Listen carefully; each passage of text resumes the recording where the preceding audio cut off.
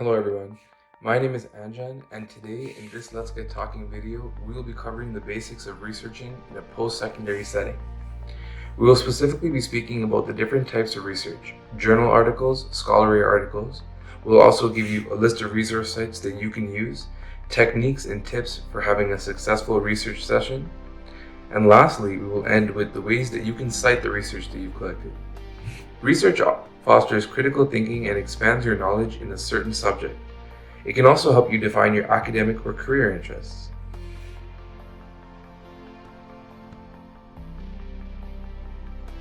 There are mainly two types of research you will come across in your post-secondary years, and they are primary and secondary research. Primary research is self-conducted and is often used to answer a specific research question. It requires a budget and can be quite expensive and time-consuming to perform. It includes methods like surveys, questionnaires, interviews, and focus groups, just to name a few. Secondary research is what you will mostly use in university and college.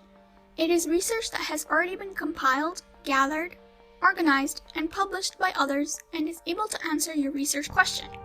This includes sources such as books, journal articles, documentaries, and news articles. You just heard me mention journal articles, and you might be wondering what those are. Before we get into journal articles, let's take a step back and talk about journals. A journal is a collection of research articles, like a magazine, that is published regularly throughout the year. Journals present the most recent research, and journal articles are written by experts for experts. They may be published in print or online formats, or both. As an individual, it may be difficult to get your hands on journal articles, but as a student, you have access to endless databases from around the world, which include a wide variety of journals and journal articles. You only need to log into your university library catalog to access them. When researching and finding articles, the most important thing is to make sure the research is most recent.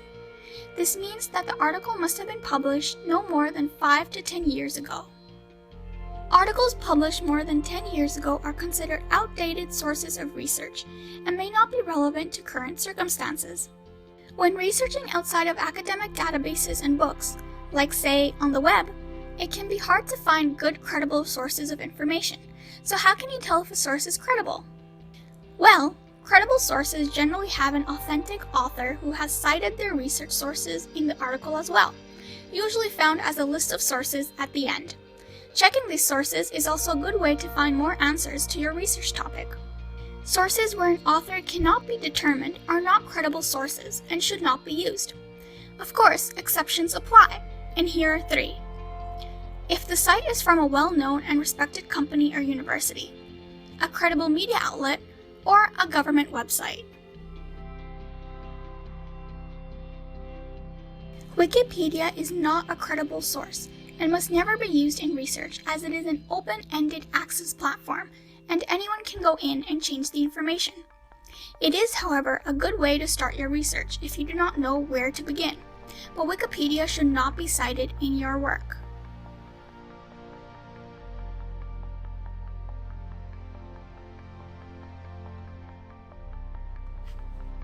Now that you have a perfect idea of the types of research, the idea of journal articles, and credible sources, let's take a look at some websites that can be a good source of secondary and primary research.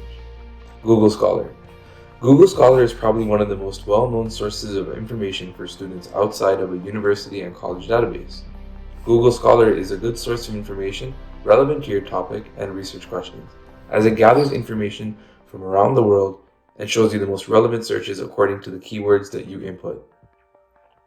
Some articles do require special access through signing in or creating a host account.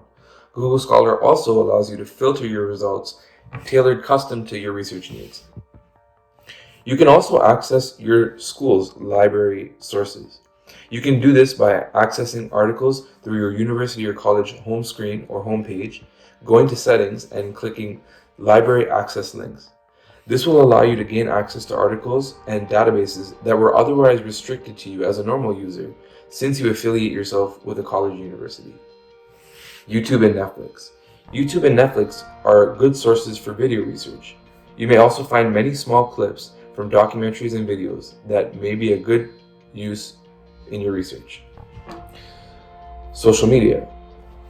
Nowadays, social media is considered to be a primary source of information as it holds first-hand accounts from people all across the world. You can analyze someone's tweets, their posts, or their comments as part of your discussion. Say, for a sociology class on media and audience, you could analyze celebrities' tweets or celebrities' posts and the reactions of their fans. News sites. CBC, HBR, Forbes, The National Post, Business Insider, CNN, and Fox News are all amazing websites that news companies host that can be good for understanding theories and concepts that may be explained in a complicated way through books, journals, or even the live media. Government websites. Statistics Canada has a lot of factual information from national surveys that can be a good use when arguing a point in your research. Charity websites associated with the government are also a good source of information on a specific topic. Say, for example, a site like CMHA. Research company sites. These sites are good for finding first-hand sources of information from business and finance courses. You can easily access the quarterly and annual reports from public company sites. McKinsey, for example, a management consulting firm which publishes management analysis on various topics within business. Statistia, good source of finding long-term numbers on specific topics. For example, the number of Netflix Canada subscribers in the last 10 years. Ernst Young. This is a good source of finding various companies in terms of finance strategies, marketing, and accounting.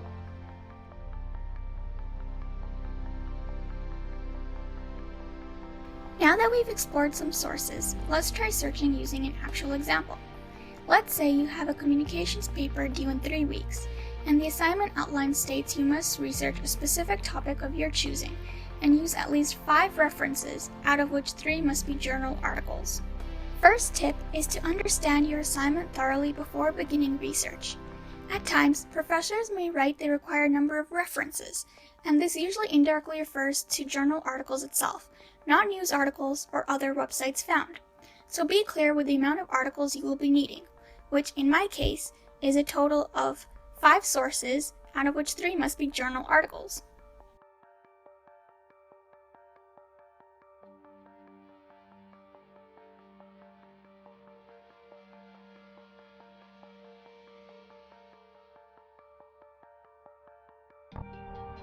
Usually when the topic is undetermined, it is best to choose a topic you are passionate about. For me, it's social media. Recently, the pandemic has led many people to move businesses online, so my research question could be based off that. Something like, how have social media platforms like Instagram and TikTok created an e-commerce boom during the pandemic?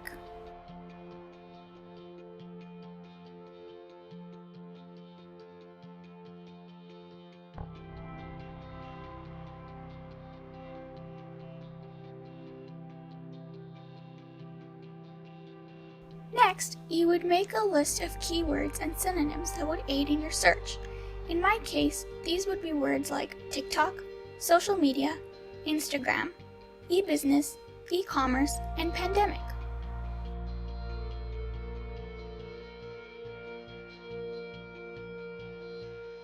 So now, let's try searching using Google Scholar for articles that could work using a popular search method called the Boolean search method.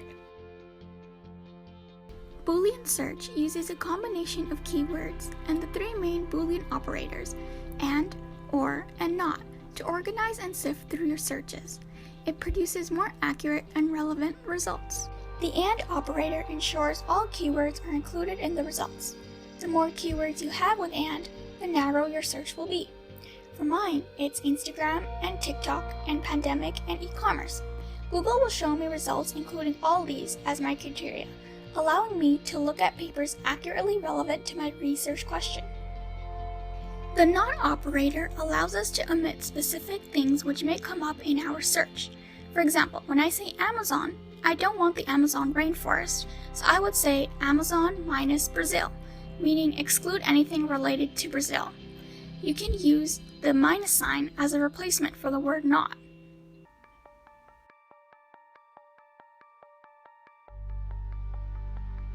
Lastly, the or operator allows us to search for synonyms. For example, some papers may use e-commerce, while others use e-business, but they mean the same thing. So we will search as e-commerce or e-business, meaning either of these words included would be relevant to our search. We are telling Google to show us both.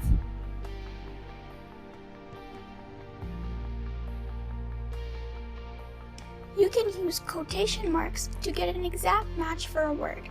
For example, I can search social media and pandemic in quotations for an accurate search on how social media has affected people in the pandemic. Once you pick an article, make sure to read the abstract before diving headfirst into reading. An abstract provides a full summary of the paper. It can give you an idea if the paper may really be helpful to you, as often the title of a paper can seem relevant to you, but the contents not so much. Lastly, when it comes to research, time is key, so it is recommended to begin your assignment at least 3 weeks ahead of time. Read the assignment a couple of times to fully understand it. Begin brainstorming and searching articles and building a list of them slowly so that it'll be easier to write a paper outline and a full draft later.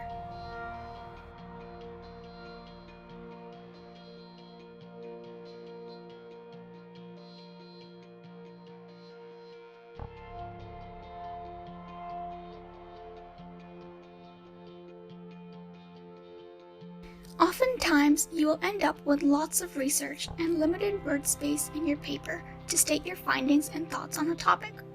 That is when an appendix comes in handy. An appendix is a section at the end of an academic text where you include extra information that does not fit into the main text.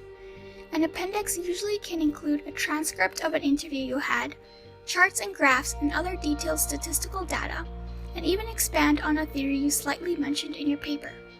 The format of your appendix depends on the citation style you use.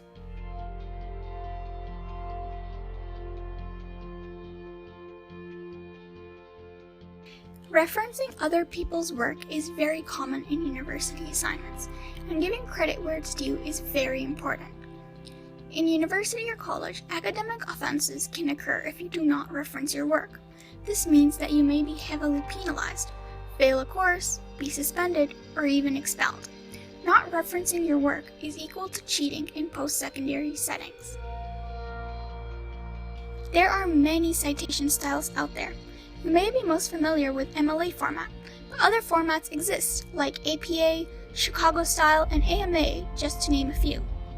These styles not only guide your reference format, but also state how to format your paper, where the page number should be placed, where the title should be placed, and so on.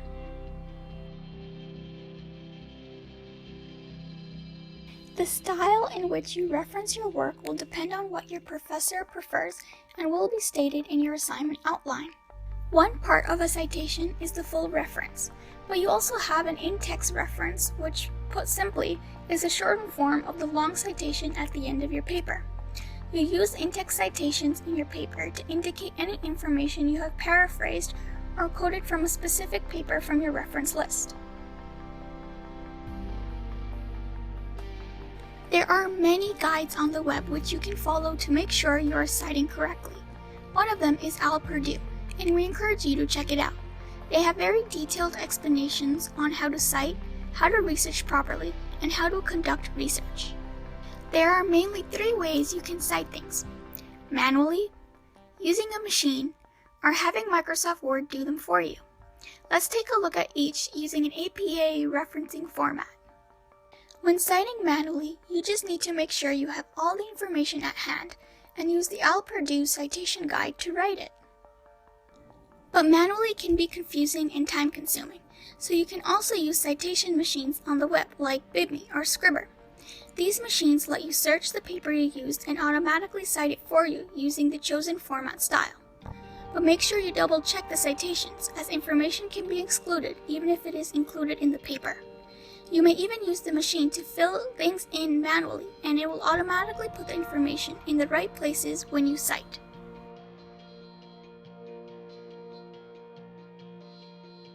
Lastly, you can use Microsoft Word to do your citations as well.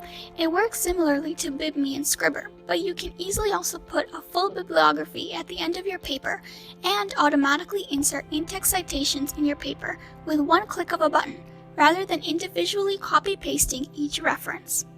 To cite using Microsoft, all you need to do is go into the References tab, Citations and Bibliography, and then click Manage Sources. And from there, we're going to add New, and the type of source we have right now is journal articles, so I'm just going to click Add in the author, and I'm going to copy paste the information from my journal article. I'm going to type in the first name and type in the middle name and click Add and then OK. And now I'm just going to go ahead and copy paste the title.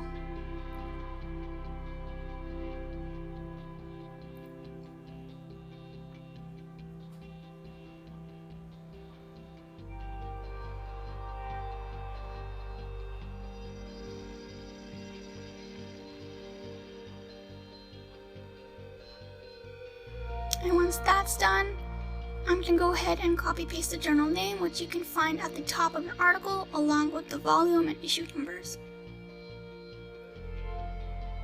And I'm going to type in the year, which is 2020, and also type in the page number, which you can find when you scroll to the bottom of the first page. You can also scroll down to the last page, but in my case, I only have 2 pages, so I don't need to find out what my ending page is. And we're going to click OK, and then close. And now I'm just going to go ahead and add my in-text citations by clicking Insert Citation. And there you go. It's that easy. To insert my bibliography, I'm just going to go ahead and click Bibliography and select the first one. And there's that. When you submit a paper and turn it in, ideally a 15% and less similarity is good. However, if it is more than that, you can be at risk of an academic offense. But if you know you have cited correctly, then you should have nothing to fear. At times, many people across the web have done the same topic as you, and even could have used the same sentences and papers as you, so Turn It In picks up on those for similarity. The point is, if you have done citations correctly, and it is your original work, Turn It In is not a danger to you, and instead you should feel confident about your work.